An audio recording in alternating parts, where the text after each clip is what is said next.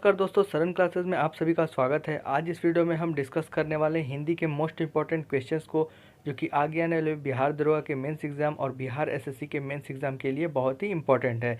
इस सेट में हम 50 क्वेश्चन को डिस्कस करेंगे। ये सारे क्वेश्चंस आपके आगे आने वाले एग्जाम के लिए बहुत इंपॉर्टेंट है। इनमें से कोई भी क्वेश्चन आपके एग्जाम में रिपीट हो सकता है, इसलिए वीडियो को ध्यान से देखें और सारे क्वेश्चंस को सॉल्व करें। वीडियो को बीच में स्किप ना करें, सारे सवाल को ध्यान से देखें। और हाँ दोस्तों, लास्ट में वीडियो के मैं आप सबके लिए एक क्वेश्चन भी रखूँगा, जिस क्वेश्चन का आंसर आपको वीडियो के कमेंट सेक्शन में देना है।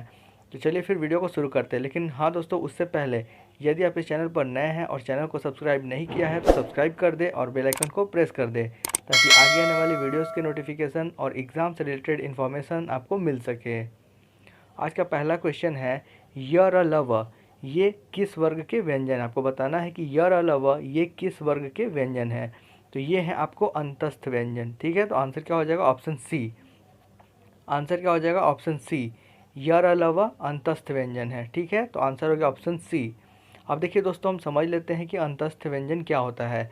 तो अंतस्थ व्यंजन अंतःकरण से उच्चारित होने वाले व्यंजन को कहा जाता है। याद रखिएगा कि अंतस्थ व्यंजन अंतःकरण से उच्चारित होने वाले व्यंजन को कहा जाता है, और इसका उदाहरण है यर अ लव। तो याद रखिएगा कि यर अ लव अंतस्थ व्यंजन है। नेक्स्ट क्वेश्चन है, स्वागत में प्रयुक्त संधि का नाम बताएं। आपको बताना है कि स्वागत, ये जो शब्द है स्वागत, इसमें कौन से संधि का प्रयोग हुआ है। तो ये है आपको यण संधि। ठीक है, तो आंसर क्या हो जाएगा? ऑप्शन बी, यण संधि। देखिए दोस्तों, यण संधि के बारे में समझ लीजिए। यण संधि क्या होता है? तो देखिए, संधि करते समय छोटी ई बड़ी ई के साथ कोई अन्य स्वर हो तो य बन जाता है। जब छोटा ऊ और बड़ा ऊ के साथ कोई अन्य स्वर हो तो वो बन जाता है। और जब री के साथ कोई अन्य स्वर हो तो वो र बन जाता है। ठीक है, तो याद रखिएगा, यह है आपको इसकी परिभाषा, यह है यण संधि। नेक्स्ट क्वेश्चन है, प्रत्युत्पन्नमति शब्द में कौन सा उपसर्ग है। आपको बताना है कि प्रत्युत्पन्नमति ये जो शब्द है, इसमें कौन सा उपसर्ग का प्रयोग हुआ है। तो उपसर्ग जैसा कि आप जानते हैं, जिसे हम इंग्लिश में क्या बोलते हैं? प्रीफिक्स, यानी कि वह शब्दांश जो किसी शब्द के आगे जुट करके एक नया शब्द का निर्माण करे, उसे हम बोलते हैं उपसर्ग। ठीक है, तो यहाँ पर आपको बताना है कि प्रत्युत्पन्नमति में किस उपसर्ग का प्रयोग किया गया है। तो यह आपको प्रति। ठीक है दोस्तों, तो आंसर हो जाएगा ऑप्शन बी, प्रति। याद रखिएगा, प्रत्युत्पन्नमति में प्रति ये जो है आपको उपसर्ग है। नेक्स्ट क्वेश्चन है, जिन शब्दों की उत्पत्ति का पता नहीं चलता उन्हें क्या कहा जाता है। तो जिन शब्दों की उत्पत्ति का पता नहीं चलता उन्हें हम देशज कहते हैं। ठीक है, तो आंसर क्या हो जाएगा? ऑप्शन सी, देशज। ठीक है, नेक्स्ट क्वेश्चन देख लेते हैं, निम्न शब्दों में से कौन सा शब्द संज्ञा है। आपको बताना है कि क्रुद्ध, क्रोध, क्रोधी और क्रोधित, इन चारों में से कौन सा शब्द संज्ञा है। तो देखिए दोस्तों, इनमें से आपको संज्ञा है क्रोध, तो आंसर हो जाएगा ऑप्शन बी। क्रोध ये जो शब्द है ये आपको संज्ञा है। ठीक है, तो याद रखिएगा, क्रोध जो शब्द है ये आपको संज्ञा है। ठीक है, नेक्स्ट क्वेश्चन देख लेते हैं, मृगेंद्र का पर्यायवाची शब्द। आपको बताना है कि मृगेंद्र, इसका पर्यायवाची शब्द क्या होगा। तो मृगेंद्र का पर्यायवाची शब्द है आपको शार्दुल। ठीक है, तो ऑप्शन हो जाएगा आंसर ए। ठीक है, आंसर ए है आपको ऑप्शन शार्दुल। ठीक है, इसके अलावा कौन कौन से और पर्यायवाची हैं ये भी जान लीजिए। तो देखिए, शार्दुल के अलावा होते हैं सिन, व्याघ्र, ललित, केसरी इत्यादि। ठीक है, एक बार रिपीट कर दे रहा हूँ, सिन, व्याघ्र, ललित, केसरी। ठीक है, ये सारे आपको मृगेंद्र के पर्यायवाची शब्द हो गए। नेक्स्ट क्वेश्चन देख लेते हैं, आलोक का विलोम शब्द इनमें से कौन सा है। आलोक का आपको बताना है विलोम शब्द। तो आलोक का विलोम शब्द हो जाएगा आपको अंधकार। तो आंसर हो गया ऑप्शन सी, अंधकार। आलोक का मतलब होता है उजाला। ठीक है, तो इसका अपोजिट हो जाएगा अंधकार। नेक्स्ट क्वेश्चन है, लौकिक का क्या अर्थ होता है। लौकिक, ये जो वर्ड है लौकिक, इसका मतलब क्या होता है। तो देखिए, इसका मतलब होता है जो इस लोक की बात हो। तो आंसर क्या हो जाएगा? Option D. लौकिक का मतलब हो जाएगा जो इस लोक की बात हो। ठीक है, तो आंसर हो गया ऑप्शन डी। नेक्स्ट क्वेश्चन है, अपराह्न के बाद सूर्य अस्ताचलगामी हो जाता है। ये जो सेंटेंस देख रहे हैं, अपराह्न के बाद सूर्य अस्ताचलगामी होने लगता है, यहाँ पर ये जो आप वर्ड देख रहे हैं अपराह्न, ये आपको एरर है। इसमें आपको बताना है कि शुद्ध वर्तनी इसमें से कौन सा है। तो देखिए, अपराह्न ठीक इस प्रकार लिखा जाता है जिस प्रकार ऑप्शन डी में दिया है। तो आंसर हो जाएगा ऑप्शन डी। अपराह्न देख लीजिए किस प्रकार लिखा जाता है, ये है इसका शुद्ध वर्तनी। नेक्स्ट क्वेश्चन देख लेते हैं, ए वर्ण क्या कहलाते हैं। ए वर्ण जो होते हैं ये आपको क्या कहलाते हैं। तो ये आपको कहलाते हैं कंठ तालव्य। याद रखिएगा, ए क्या कहलाते हैं? कंठ तालव्य। तो आंसर हो जाएगा ऑप्शन डी, कंठ तालव्य। ठीक है, नेक्स्ट क्वेश्चन है, प्रत्युपकार का सही संधि विच्छेद इनमें से कौन सा है? प्रत्युपकार का संधि विच्छेद करेंगे तो क्या बन जाएगा? प्रतिधन उपकार। ठीक है, तो प्रत्युपकार का संधि विच्छेद हो जाएगा प्रतिधन उपकार। आंसर हो गया ऑप्शन सी, प्रतिधन उपकार।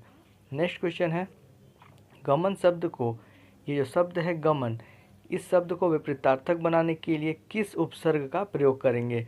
तो गमन में हम क्या जोड़ देंगे आगे, यानी कि उपसर्ग पता ही आपको आगे जुड़ता है, तो वो आपको गमन का अपोजिट हो जाएगा। तो देखिए दोस्तों, गमन का उल्टा पहले सोचिए क्या होता है, तो गमन का उल्टा होता है आगमन, तो इसलिए गमन के आगे क्या जुड़ जाएगा? आ। तो आंसर हो गया ऑप्शन बी, आगमन। ठीक है, यानी कि आ जुड़ जाएगा। ठीक है, नेक्स्ट क्वेश्चन देख लेते हैं। जिस समास में उत्तर पद, ठीक है, उत्तर पद प्रधान होने के साथ ही साथ पूर्व तथा उत्तर पद में विशेषण विशेष्य का संबंध भी होता है, वो कौन सा समास कहलाता है? ठीक है दोस्तों, एक बार फिर से समझ लीजिए। जिस समास में उत्तर पद प्रधान होने के साथ ही साथ पूर्व पद तथा उत्तर पद में विशेषण विशेष्य का संबंध होता है, वो उसे हम कौन सा समास कहते हैं? तो वो आपको होता है कर्मधारय समास। याद रखिएगा, ये आपको कर्मधारय समास हो जाएगा, जिसमें कि उत्तर पद प्रधान होता है और उसके साथ ही साथ पूर्व पद और उत्तर पद में विशेषण विशेष्य का संबंध होता है। ठीक है, नेक्स्ट क्वेश्चन है, भारतीय शब्द का बहुवचन इनमें से कौन सा? आपको बताना है कि ये शब्द है भारतीय, इसका बहुवचन करने पर क्या होगा? तो इसका बहुवचन हो जाएगा भारतीयों। तो अब ये कौन सा होगा, ए होगा या फिर सी होगा? तो देखिए दोस्तों, ये हो जाएगा ए। भारतीयों किस प्रकार लिखा जाएगा? जैसे ऑप्शन ए में दिया, ये है आपका सही वर्तनी। ठीक है, तो भारतीय का बहुवचन हो जाएगा भारतीयों। किस वाक्य में अपादान कारक है? देखिए दोस्तों, यहाँ पे पूछ रहा है कि ये जो चार ऑप्शन आपको दिए हैं, इनमें से किस में अपादान कारक है? ठीक है, तो अपादान कारक का मतलब देखिए, अपादान कारक में ये तो आपको पता है कि से का प्रयोग होता है, तो यहाँ पे भी से है, यहाँ भी से है, यहाँ भी है, यहाँ भी है। बट अपादान कारक में मतलब क्या होता है? तो देखिए, जब भी कभी अलगाव प्रदर्शित किया जाए, यानी कि अलग हो, तो वहाँ पर हम अपादान कारक का यूज़ करते हैं। तो यहाँ पर जब आप देखेंगे चारों ऑप्शन, तो आपको यहाँ पे मिल जाएगा कि हिमालय से गंगा निकलती है, तो हिमालय से गंगा क्या हो रही है? अलग हो रही है, यानी कि निकल रही है। ठीक है, तो इसलिए यहाँ पर ये आपको हो जाएगा ऑप्शन सी, इसका आंसर अपादान कारक। ठीक है, नेक्स्ट क्वेश्चन देख लेते हैं। निम्न में से कौन सा शब्द पुल्लिंग? आपको बताना है कि इन चारों में से पुल्लिंग शब्द कौन सा है। तो देखिए, कपट, ये जो शब्द है आपको पुल्लिंग शब्द है। ठीक है, कपट ये जो शब्द है, ये आपको पुल्लिंग शब्द है। और इसके अलावा अगर हम बात करें सुंदरता, मूर्खता और निद्रा की, तो ये सारे आपको तीनों स्त्रीलिंग शब्द हैं, और कपट ये जो शब्द है ये आपको पुल्लिंग शब्द है। नेक्स्ट क्वेश्चन है, उपर्युक्त पंक्तियाँ दिनकर की कविता से ली गई है। यहाँ पर आप ये जो वर्ड देख रहे हैं उपर्युक्त, ये आपको पता है कि ये गलत है। आपको बताना है कि इन चारों में से कौन सा इसका शुद्ध वर्तनी है। उपर्युक्त किस प्रकार हम लिखते हैं, ये आपको बताना है। तो जैसा कि आप ऑप्शन सी में देख रहे हैं, ये बिल्कुल ही सही है। ठीक इसी प्रकार हम उपर्युक्त लिखते हैं। तो उपर्युक्त किस प्रकार लिखते हैं, ये आप ध्यान से देख लीजिए, ये है इसका शुद्ध वर्तनी। नेक्स्ट क्वेश्चन है, निम्नलिखित में से कौन ट वर्ग नहीं है? तो देखिए, ट वर्ग यानी कि ट, ठ, ड, ढ, अण। ठीक है, तो ट, ठ, ड, ढ, अण, तो ये आपको ट, ठ, ड, ढ, अण, ये तो आपको ट वर्ग के अंतर्गत आ गए, लेकिन घ जो है ये आपको ट वर्ग के अंतर्गत नहीं आता है। ठीक है, तो आंसर क्या हो जाएगा? Option D. क्लियर है दोस्तों, नेक्स्ट क्वेश्चन देख लेते हैं। गायक का सही संधि विच्छेद इनमें से कौन सा होगा? गायक का संधि विच्छेद करना है। देखिए, गायक का संधि विच्छेद हो जाएगा आपको गै धन अक, गै धन अक, तो आंसर हो गया ऑप्शन बी, गै धन अक। नेक्स्ट है, जिस समास के दोनों पद अप्रधान होते हैं वहाँ पर कौन सा समास होता है? तो देखिए दोस्तों, जिस समास के दोनों पद अप्रधान हो, यानी कि जो प्रधान नहीं हो, तो वो कौन सा समास हो जाएगा? तो वो आपको हो जाएगा बहुब्रीहि समास। ठीक है, याद रखिएगा बहुब्रीहि समास। जिस समास के दोनों पद यानी कि पूर्व पद तथा उत्तर पद दोनों ही क्या हो? प्रधान न हो, तो वैसे समास को हम बहुब्रीहि समास कहते हैं। ठीक है, नेक्स्ट क्वेश्चन है, आंसू का बहुवचन आपको बताना है। आंसू ये जो शब्द है इसका बहुवचन क्या होगा? तो आंसू का बहुवचन हो जाएगा आंसुओं, तो आंसर हो गया ऑप्शन सी, आंसुओं। नेक्स्ट क्वेश्चन देख लेते हैं, निम्न वाक्य को पढ़िए तथा उसमें कारक के सही भेद को चुनें। यहाँ पे हम पहले सेंटेंस पढ़ लेते हैं। हे प्रभु, मेरी इच्छा पूर्ण करो। मैंने आपको बताया था कि जब भी हे, ओ, अरे ये सारे जब अगर आते हैं शब्द, तो ये कौन सा कारक हो जाएगा बताइए आप? तो ये हो जाए आपको संबोधन कारक। तो आंसर क्या होगा? ऑप्शन सी, संबोधन कारक। याद रखिएगा दोस्तों, हे, ओ, अरे ये आपको संबोधन कारक की विभक्ति है। और हाँ दोस्तों, कल के लिए सॉरी, कल मैंने आपको कारक की टोटल 9 विभक्तियाँ बता दी थी, वो बाई मिस्टेक मुझसे बोला गया था, बट रियल में होते हैं 8। तो इस चीज़ को आप याद रखिएगा, टोटल 8 कारक होते हैं, ठीक है। कल गलती से 9 निकल गया था मुझसे, तो इस चीज़ को याद रखिएगा, कारक होते हैं, ठीक है। नेक्स्ट क्वेश्चन देख लेते हैं। सच्चरित्र किस मूल शब्द से बना है? सच्चरित्र, ये आप वर्ड देख रहे हैं, ये किस मूल शब्द से बना है? तो ये आपको चरित्र से बना है, तो आंसर क्या हो जाएगा? ऑप्शन बी, चरित्र, ठीक है। नेक्स्ट क्वेश्चन है, कौन सा शब्द बहुवचन है? आपको बताना है कि माता, प्राण, लड़का और किताब, इन चारों में से बहुवचन शब्द कौन सा है? तो ये है आपको प्राण, तो आंसर हो जाएगा ऑप्शन बी, प्राण। नेक्स्ट क्वेश्चन है, खर का पर्यायवाची शब्द इनमें से कौन है? तो खर का पर्यायवाची शब्द है कौन सा? तो ये है आपको गधा, ठीक है। तो ऑप्शन सी हो जाएगा आंसर, गधा। खर मतलब हो गया गधा, ठीक है। तो आंसर होगा ऑप्शन सी। इसके अलावा और कौन कौन से पर्यायवाची होते हैं ये जान लीजिए। देखिए, गधा, गर्दभ, खोता, धूसर, बेसर, शंखकर्ण इत्यादि, ये सारे आपको क्या हो जाएंगे? खर के पर्यायवाची शब्द हो जाएंगे। एक बार और से रिपीट कर दे रहा हूँ, ध्यान से सुनिए। गर्दभ, गधा, खोता, धूसर, बेसर, शंखकर्ण, ये सारे आपको क्या हो जाएंगे? खर यानी कि गधा का पर्यायवाची शब्द, ठीक है। नेक्स्ट क्वेश्चन देख लेते हैं। विस्तार का विलोम क्या होगा? विस्तार ये जो शब्द है, इसका विलोम शब्द इनमें से कौन सा है? तो इसका विलोम हो जाएगा संक्षेप, आंसर का ऑप्शन डी। विस्तार मतलब क्या होता है? किसी चीज़ को ज़्यादा डिफाइन करना, और संक्षेप मतलब क्या होता है? उसको छोटे समरी बना करके लिखना, ठीक है। तो आंसर क्या हो जाएगा? Option D.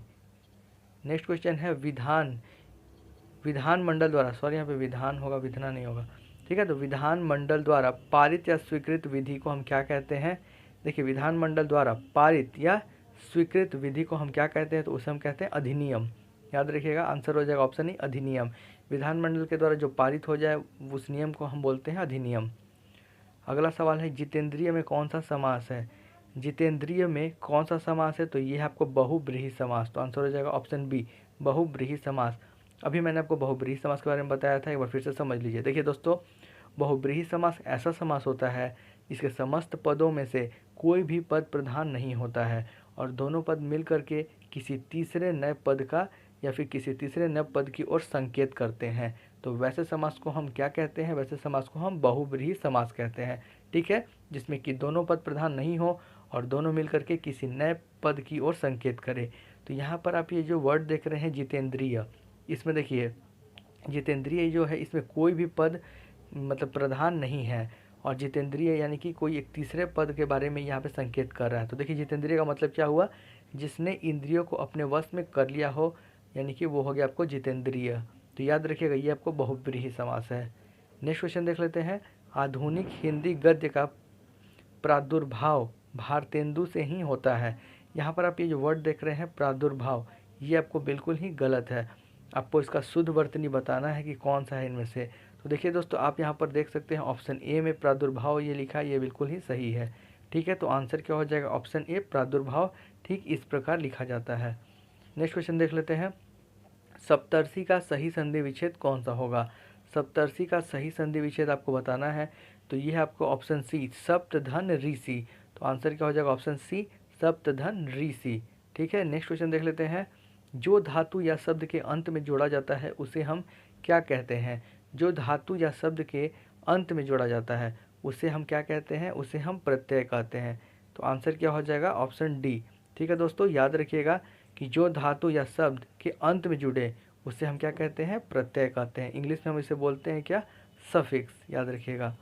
नेक्स्ट क्वेश्चन है, निम्न में से भाववाचक संज्ञा कौन सी है? भाववाचक संज्ञा आपको बताना है इनमें से कौन सा है। तो ये है आपको ऑप्शन ए, शत्रुता, ठीक है दोस्तों। याद रखिएगा, शत्रुता ये जो शब्द है ये आपको भाववाचक संज्ञा है। अब देखिए, भाववाचक संज्ञा समझ लीजिए, जिस संज्ञा से व्यक्ति या वस्तु के गुण या धर्म का बोध हो उसे हम भाववाचक संज्ञा कहते हैं, ठीक है। तो यहाँ पे शत्रुता से क्या पता चल रहा है? व्यक्ति के गुण के बारे में, ठीक है, कि उसका गुण क्या है? शत्रुता पूर्वक है।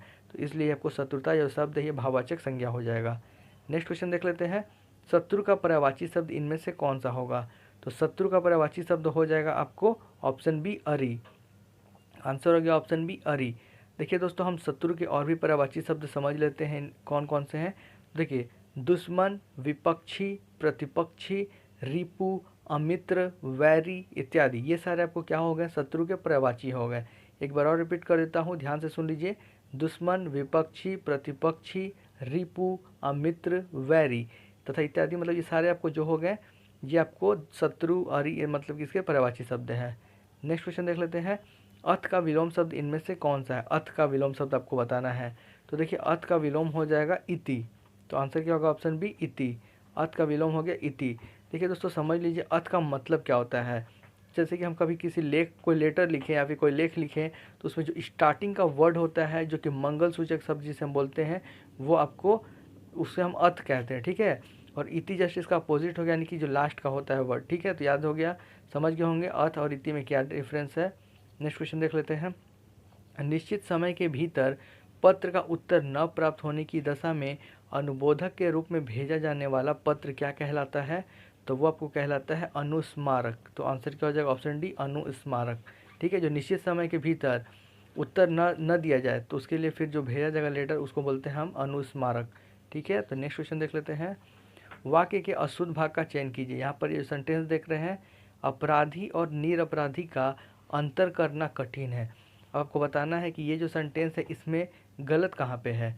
तो देखिए दोस्तों, अपराधी और निरपराधी में अंतर करना होगा, यहाँ पर के नहीं होगा, ठीक है। तो के गलत है, अपराधी और निरपराधी में अंतर करना कठिन है। तो यहाँ पे गलत किस में है? तो ऑप्शन बी में है, तो इसलिए आंसर हो जाएगा ऑप्शन बी। नेक्स्ट क्वेश्चन देख लेते हैं, यहाँ पर फिल इन द ब्लैंक्स करना है, ठीक है। यहाँ पर आपको फिल करना है कि अंधे को हरा ही हरा नज़र आता है।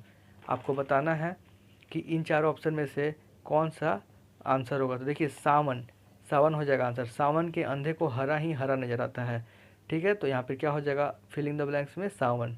नेक्स्ट क्वेश्चन देख लेते हैं, कौन सा शब्द देशज नहीं है?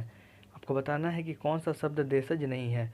देखिए दोस्तों, पुष्कर, ये जो 38 का ये आप डी देख रहे हैं ऑप्शन, ये आपको है देशज शब्द नहीं है, ये आपको कोई और शब्द है। जबकि देखिए डिबरी, पगड़ी और ढोर, यानी कि ये चाह रहे आपको देशज शब्द हो गए और पुष्कर आपको देशज शब्द नहीं है, याद रखिएगा। नेक्स्ट क्वेश्चन देख लेते हैं, जिसने देश के साथ विश्वासघात किया हो उसको हम क्या बोलेंगे? जिसने देश के साथ विश्वासघात किया हो, आपको बताना है अनेक शब्दों के लिए एक शब्द, तो उसे हम बोलेंगे देशद्रोही। बहुत लोग सोच रहे होंगे विश्वासघाती, तो नहीं, ऐसा नहीं है। जो देश के साथ विश्वासघात कर दे उसे हम देशद्रोही बोलते हैं। नेक्स्ट क्वेश्चन क्या है? वाक्य में आपको अशुद्ध भाग का चयन करना है। दीपावली पर कुछ लोग चमचमाती चांदी के बर्तन खरीदने का लोभ संवरण न कर सके। अब देखिए यहाँ पर आपको गलत कहाँ नज़र आ रहा है। देखिए दीपावली पर कुछ लोग, ये तो सही है, चमचमाती चांदी के बर्तन, यहाँ पर आपको गलत मिल जाए। देखिए दीपावली पर कुछ लोग चांदी के चमचमाती बर्तन खरीदने का लोभ संवरण न कर सके।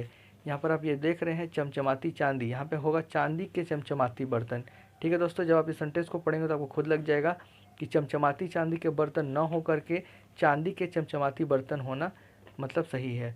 तो इसलिए क्या हो जाएगा? गलत है आपका ऑप्शन बी में, तो आंसर हो गया ऑप्शन बी। नेक्स्ट क्वेश्चन कौन सा है? यहाँ पर आपको फिल करना है कर, यहाँ पे क्या होगा? कर तो हो भला। देखिए तो बोलते हैं ना, कर भला तो हो भला, तो आंसर क्या हो जाएगा? ऑप्शन बी, कर भला तो हो भला। नेक्स्ट क्वेश्चन क्या है? संस्कृति के 4 अध्याय किसकी रचना है? आपको बताना है कि संस्कृति के 4 अध्याय, ये अब ये एक बुक है, ये किसकी रचना है, किसने इसकी रचना की है? तो ये आपको किए हैं रामधारी सिंह दिनकर जी, तो इसलिए आंसर हो जाएगा option A, Ramdhari Singh Dinkar. Next question कौन सा है? घ का उच्चारण स्थान इनमें से कौन सा है? घ का उच्चारण स्थान आपको बताना है। तो घ का होता है कंठ, याद रखिएगा दोस्तों, घ का उच्चारण स्थान हो जाएगा कंठ। क वर्ग के जितने भी आते हैं, क वर्ग में कौन कौन? क ख ग घ, तो ये आपको सारे कंठ से इनका उच्चारण होता है, तो याद रखिएगा आंसर हो जाएगा ऑप्शन बी, कंठ। नेक्स्ट क्वेश्चन देख लेते हैं, पवित्र की सही संधि विच्छेद इनमें से कौन सी है? पवित्र का आपको संधि विच्छेद बताना है। तो देखिए दोस्तों, पवित्र का संधि विच्छेद होता है पो धन इत्र, तो आंसर होगा ऑप्शन डी, पो धन इत्र, पवित्र का संधि विच्छेद। नेक्स्ट क्वेश्चन है, निम्न शब्दों में से स्त्रीलिंग शब्द का चयन कीजिए। आपको बताना है कि इनमें से स्त्रीलिंग शब्द कौन सा है? अपराध, अध्याय, स्वदेश, स्थापना, कौन सा है आपको स्त्रीलिंग, ये आपको बताना है। तो स्थापना बिल्कुल स्त्रीलिंग शब्द है, और अपराध, अध्याय, स्वदेश, ये आपको तीनों जो है ये आपको पुल्लिंग शब्द है। तो याद रखिएगा स्थापना जो शब्द है ये स्त्रीलिंग शब्द है। नेक्स्ट है, ऊँट के मुंह में क्या? यहाँ पर फिल इन द ब्लैंक्स बताना है कि ऊँट के मुंह में क्या? तो ऊँट के मुंह में क्या होता है? जीरा, ठीक है। हम लोग बोलते हैं ना, एक तरह मुहावरा है, ऊँट के मुंह में जीरा, तो आंसर क्या हो जाएगा? Option A. नेक्स्ट है, अशोक के फूल, ये एक बुक है, ठीक है। ये काव्य संग्रह है। अशोक के फूल, ये इसकी रचना किसने की है? अशोक के फूल की रचना की है हजारी प्रसाद द्विवेदी ने। तो आंसर क्या हो जाएगा? Option D, Hazari Prasad Dwivedi. याद रखिएगा, अशोक के फूल ये काव्य संग्रह किसकी रचना है? हजारी प्रसाद द्विवेदी। नेक्स्ट क्वेश्चन देख लेते हैं। जुबान पर न होना, जुबान पर लगाम न होना का क्या अर्थ हुआ? तो जुबान पर लगाम न होने का अर्थ हो गया अनावश्यक रूप से अस्पष्टवादी होना। ठीक है, यानी कि अननेसेसरी बकबक करना। ठीक है, जुबान पर लगाम ही नहीं है, कुछ भी बोले जा रहा। नेक्स्ट क्वेश्चन क्या हुआ? रस्मावादन, इसका क्या मतलब है? रस्मावादन का क्या मतलब हुआ? तो इसका मतलब होता है किसी रस का उपभोग करना। किसी रस का उपभोग करना को हम बोलते हैं रसामवादन। रसामवादन क्या मतलब हुआ? किसी रस का उपभोग करना। नेक्स्ट क्वेश्चन है टस से मस न होना, इसका क्या अर्थ होता है? टस से मस न होना का अर्थ क्या होता है? तो इसका अर्थ होता है अनुनय विनय से न पसीजना। ठीक है, यानी कोई कितना भी रिक्वेस्ट कर ले, आप मतलब कि उसके लिए एक्सेप्ट ना करें, तो उसको हम बोलते हैं टस से मस न होना। ठीक है, एकदम कठोर हृदय वाला। ठीक है, तो अब समझ गए आप, तब आप लोगों का कंप्लीट हो गया। अब हम डिस्कस कर लेते हैं नेक्स्ट क्वेश्चन को, मतलब जो कि आप लोगों के लिए कमेंट सेक्शन में जिसका आंसर करना है उस क्वेश्चन को हम लोग देख लेते हैं। तो देखिए, ये आप लोगों के लिए क्वेश्चन है, निम्न में से कौन सा शब्द व्यक्तिवाचक संज्ञा है? आप लोग को बताना है कि ये जो 4 ऑप्शन दिए हैं, गाय, पहाड़, यमुना, आम, इन चारों में से व्यक्तिवाचक संज्ञा कौन सा है? इस क्वेश्चन का आंसर जिन्हें भी आ रहा है वो इसका आंसर कमेंट सेक्शन में कमेंट करके बताएं। तो दोस्तों, हम लोगों ने आज के इस सेट में जितने भी इम्पोर्टेंट क्वेश्चंस थे सभी को कंप्लीट कर लिया है। यदि आपको किसी भी प्रकार का कोई डाउट हो तो आप कमेंट सेक्शन में कमेंट करके पूछ सकते हैं। और साथ ही साथ आप अपने मार्क्स को भी बताएं कि आपको इसमें से कितने सवाल आ रहे थे और कितने नहीं आ रहे थे। ठीक है दोस्तों, और यदि आपको ये वीडियो पसंद आया हो तो प्लीज़ अपने दोस्तों में भी शेयर कर दें और वीडियो को लाइक करें और वीडियो को ज़्यादा से ज़्यादा शेयर करें। और चैनल पर नए हैं, सब्सक्राइब नहीं किया है तो सब्सक्राइब कर दें और बेल आइकन को प्रेस कर दें। तब तक के लिए bye and thank you for watching this video.